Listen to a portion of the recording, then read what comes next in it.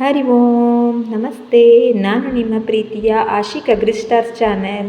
ತುಂಬ ದಿನಗಳ ನಂತರ ಒಂದು ಹೊಸ ವಿಡಿಯೋ ತಗೊಂಡು ಬಂದಿದ್ದೀನಿ. ಬನ್ನಿ, ಹೇಗೆ ಅಂಜೂರದ ಲಾಡು ಮಾಡೋದು ಅಂತ ಹೇಳ್ತೀನಿ. ಬನ್ನಿ, ಯಾರೇ ಹೊಸಬರಾಗಿದ್ದಲ್ಲಿ ನನ್ನ ಚಾನಲ್ಲಿಗೆ ಸಬ್ಸ್ಕ್ರೈಬ್ ಆಗಿ, ಹಾಗೆ ವಿಡಿಯೋ ನೋಡಿ ಲೈಕ್ ಕೊಡಿ, ಶೇರ್ ಮಾಡಿ, ಹಾಗೆ ಸಬ್ಸ್ಕ್ರೈಬ್ ಆಗೋದನ್ನು ಮರಿಬೇಡಿ, ಹಾಗೂ ಎಲ್ಲೂ ಸ್ಕಿಪ್ ಮಾಡೋಕ್ಕೆ ಹೋಗಬೇಡಿ.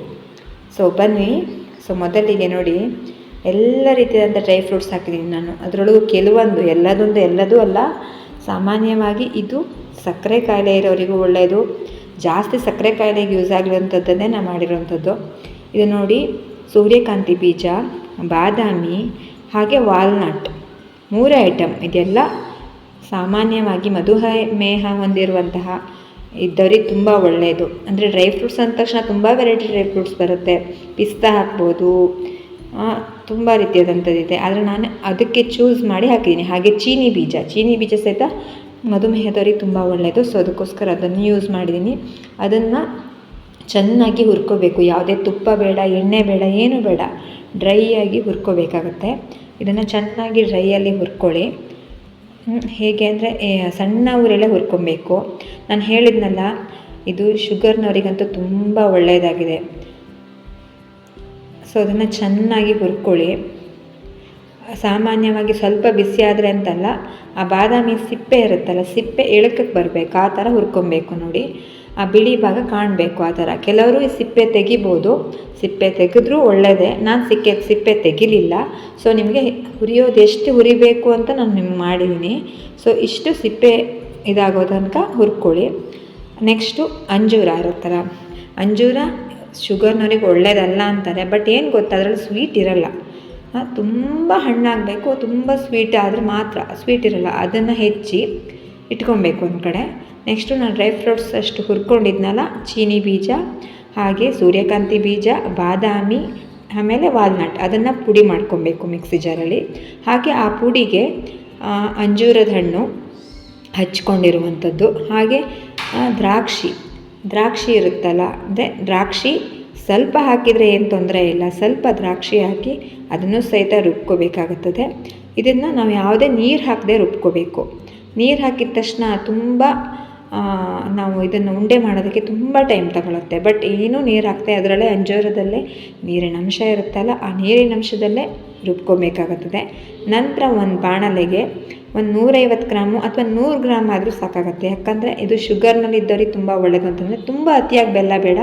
ಒಂದು 100 ಗ್ರಾಮು ಅಥವಾ 150 ಗ್ರಾಮ್ ಒಳಗೇ ನೀವು ಬೆಲ್ಲನ, ನಾನು ಪೇಟೆ ಬೆಲ್ಲ ತೊಗೊಂಡೆ, ನೀವು ಹಳ್ಳಿ ಬೆಲ್ಲ ತಗೊಂಡ್ರೆ ಅದನ್ನು ನೋಡ್ಕೊಳ್ಳಿ.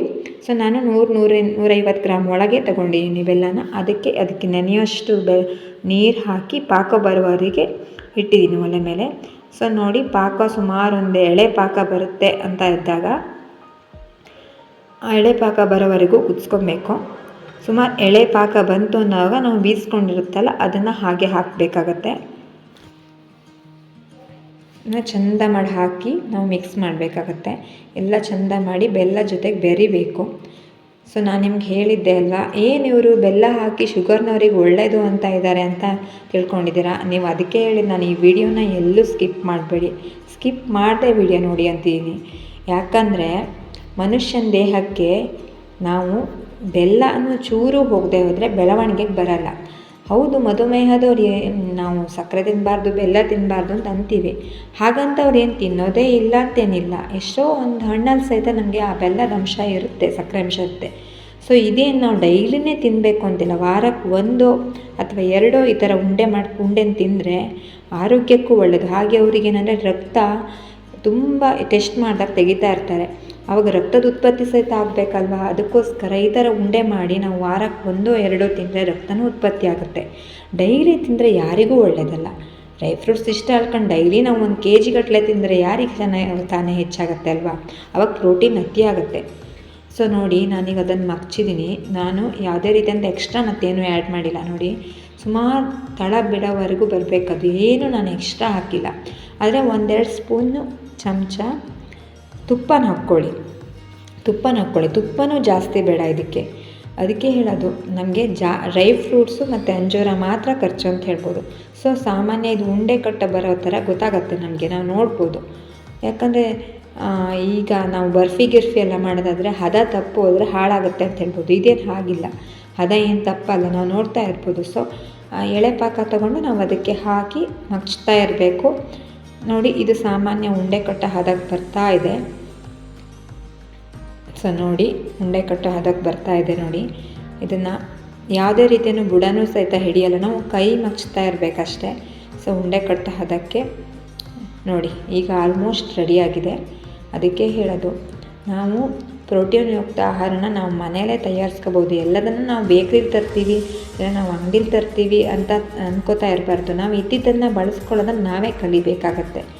ಸೊ ಇದು ಅಂಜೂರ ಮತ್ತು ಡ್ರೈ ಫ್ರೂಟ್ಸಿನ ಉಂಡೆ ಅಂತ ನಾನು ಅಂದೆ. ಸೊ ನೋಡಿ, ಇದು ಉಂಡೆ ಕಟ್ಟೋ ಹದಕ್ಕೆ ಬಂದಿದೆ ಈಗ. ಸೊ ಇದನ್ನು ನಾವೇನು ಮಾಡಬೇಕಂದ್ರೆ ಚೆನ್ನಾಗಿ ಯಾವುದೇ ರೀತಿಯಂತ ಕೈಗೆ ಸಹಿತ ಹಿಡಿಯಲ್ಲ, ನಾವು ಡೈರೆಕ್ಟ್ ನಾವು ಏನು ಮುಟ್ಕೊಳ್ದೆ ಕೈಯಲ್ಲಿ ಸಹಿತ ಉಂಡೆ ಕಟ್ಕೋಬೋದು. ಸೊ ನೋಡಿ, ತೋರಿಸ್ತೀನಿ ನಾನು ಉಂಡೆ ಕಟ್ಟಿ. ಈಗ